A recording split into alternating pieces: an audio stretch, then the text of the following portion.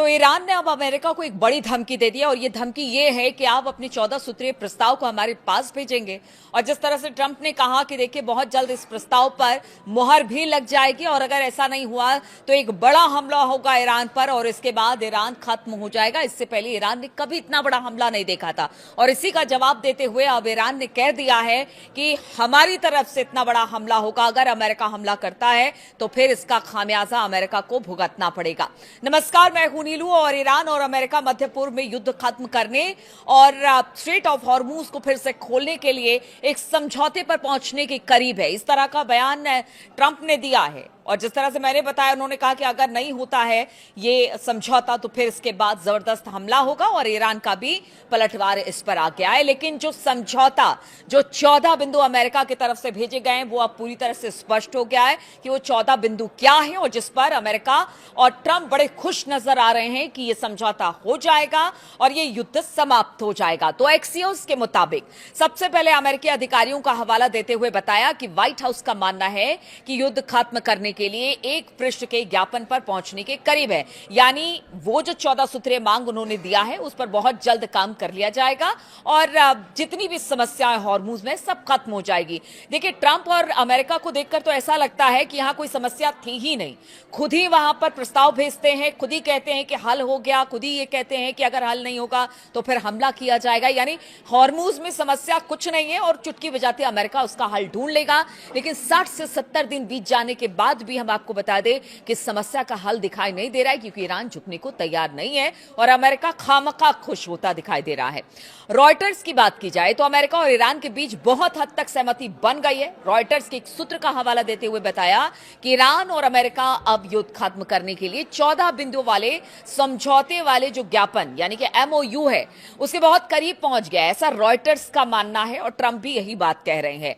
Axios ने America और Iran के जो ऊंचे पद पर जो तैनात अधिकारी हैं उनके बीच बातचीत के दौर से ये पूरा एमओयू गुजर रहा है, यानी जो 14 सूत्री प्रस्ताव अमेरिका की तरफ से दिया गया है और बताया गया एक्सियोस की तरफ से कि 14 पॉइंट्स एमओयू में ज्यादातर महत्वपूर्ण बातों को कवर किया गया है जिनमें ईरान को परमाणु बम बनाने का सपना छोड़ना होगा।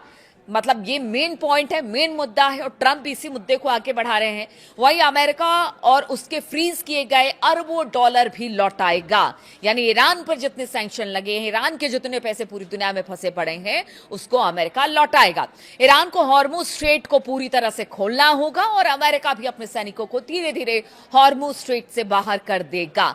तो वो 14 अब जो पॉइंट्स अमेरिका की तरफ से रखे गए हैं जिस पर बड़ी उम्मीद के साथ ट्रंप कह रहे हैं कि समझौता बस बहुत करीब है, हो जाएगा, वो 14 पॉइंट जो हैं वो सिलसिलेवार तरीके से आपको बताते हैं।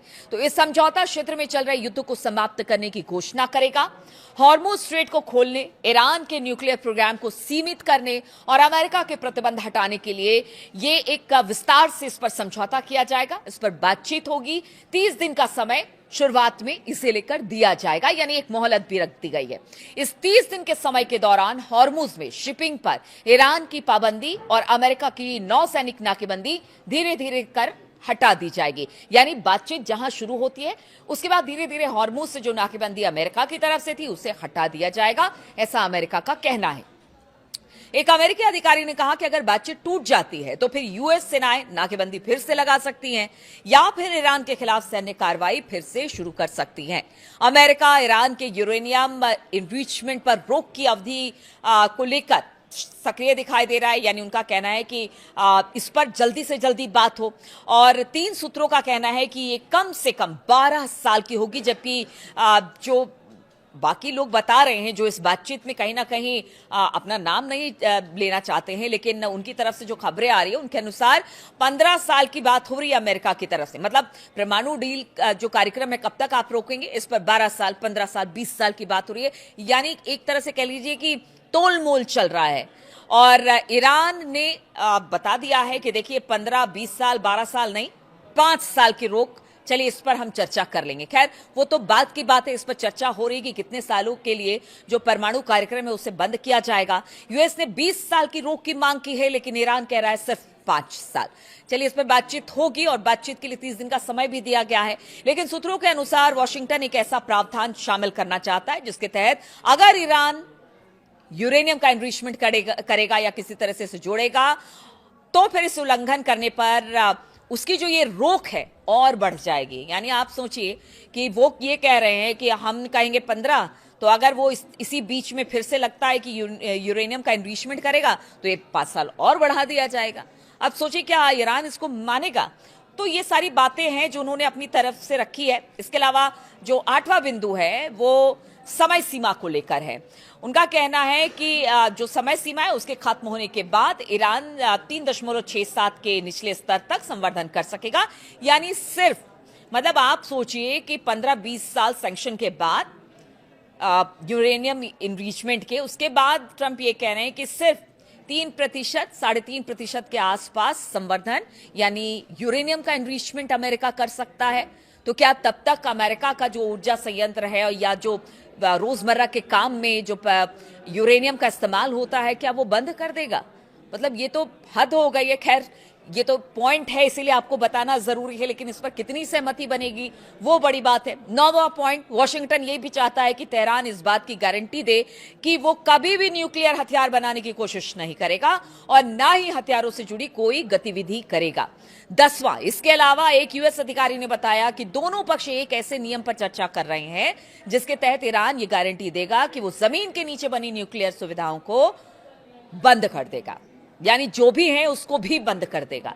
11वां पॉइंट जो रखा गया यूएस की तरफ से, उसमें कहा गया यूएस अधिकारी के मुताबिक कि ईरान एक बेहतर निरीक्षण व्यवस्था के लिए भी तैयार होगा जिसमें यूएन के निरीक्षक, यानी हमने देखा था कि पहले कैसे यूएन की तरफ से आते थे और वहां पर देखते थे कि ईरान क्या कर रहा है, तो इसके लिए भी अब ईरान तैयार रहे कि वहां पर निरीक्षण करने के लिए लोग आते रहेंगे, देखते रहेंगे कि कितना यूरेनियम का एनरिचमेंट हुआ है, क्या ईरान कर रहा है परमाणु कार्यक्रम को लेकर। ये सब कुछ के लिए ईरान को तैयार रहना पड़ेगा। 12वां बिंदु जो है वो वॉशिंगटन ईरान पर लगे प्रतिबंधों को धीरे धीरे हटाने और दुनिया भर में जितने भी फ्रीज किए गए ईरान के अरबों डॉलर के फंड को वो धीरे धीरे रिलीज करेगा, यानी जारी करता चला जाएगा। यानी सैंक्शन हटाने की बात अमेरिका कर रहा है। 13वां पॉइंट जो है वो बता रहे हैं कि दावा ऐसा किया जा रहा है कि तेहरान अपने जो यूरेनियम इनरिचमेंट है जो अब तक उसने कर रखा है वो देश से बाहर भेजने पर सहमत हो जाएगा और ऐसा उसे करना पड़ेगा। और 14वां पॉइंट यूएस ने रखा है कि इसमें से एक सूत्र ने यह बताया कि इस सामग्री को यूएस भेजने के विकल्प पर विचार किया जा रहा है। तो देखिए 13 और 14 को आप समझिए कि एक तो परमाणु कार्यक्रम 15-20 साल के लिए बंद हो जाएगा, मतलब लब्बो लुबाव इस पूरे 14 सूत्रीय कार्यक्रम का जो उन्होंने भेजा है प्रस्ताव ट्रंप ने ईरान के पास, उसमें यही है कि आप 15-20 साल के लिए भूल जाइए कि आप यूरेनियम का एनरिचमेंट करेंगे या फिर परमाणु विकल्प का कोई तलाश करेंगे। और दूसरी बात यह है कि उन्होंने कहा कि जो भी एनरिचमेंट किया हुआ यूरेनियम है उसको आप बाहर भेजिए, अमेरिका को सौंप दीजिए। अब यह है कि क्या इसे जो ईरान है वो मानेगा, क्योंकि देखिए एक तरफ सीज फायर है, अमेरिका दूसरी तरफ अपने जितने प्रस्ताव है वो रख रहा है ईरान के सामने, कह रहा है आप परमाणु वेपन नहीं बनाएंगे, लेकिन वो कैसे नहीं बनाएगा? आखिर उसे भी कहना है कि उसे भी अपने देश की रक्षा करनी है, क्योंकि अब इस वक्त कुछ ऐसी खबरें आ रही हैं जिसको लेकर अब ईरान का भी कहना है कि नहीं, हमारी तो ये जरूरत है, हमें अगर अपनी संप्रभुता की रक्षा करनी है तो हमें परमाणु हथियार बनाने होंगे। वहीं रॉयटर्स के मुताबिक अमेरिका राष्ट्रपति डोनाल्ड ट्रंप ने भविष्यवाणी की है कि ईरान में युद्ध जल्द ही खत्म हो जाएगा, क्योंकि वो हॉर्मुज स्ट्रेट और तेहरान के परमाणु कार्यक्रम को लेकर बने गतिरोध पर जल्द ही कोई समझौता कर लेंगे और ये समझौता ईरान के लिए भी मुफीद होगा। ईरान को मान लेना होगा, ईरान नहीं मानेगा तो फिर आप समझिए कि ईरान बर्बाद होगा, ऐसा अमेरिका का कहना है। लेकिन अब सोचिए कि ईरान क्यों ना परमाणु कार्यक्रम को आगे बढ़ाए, क्योंकि दूसरी तरफ खबर यह आ रही है कि सीज फायर के उल्लंघन लगातार इजराइल कर रहा है।